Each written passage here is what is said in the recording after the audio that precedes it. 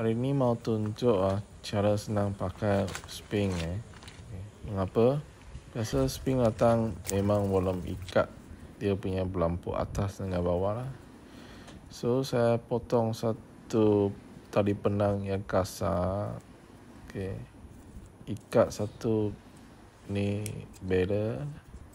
Potong lebih kurang 5 inci macam ni. Nanti siap ikat sudah tinggal 4 inci .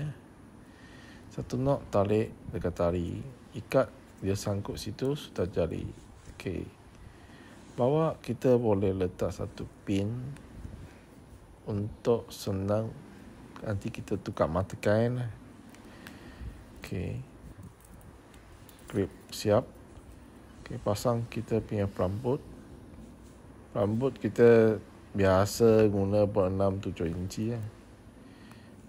Macam ni untuk senang kita ambil pakai atau sudah kepar dekat letak tepi standby. Selamat mencuba.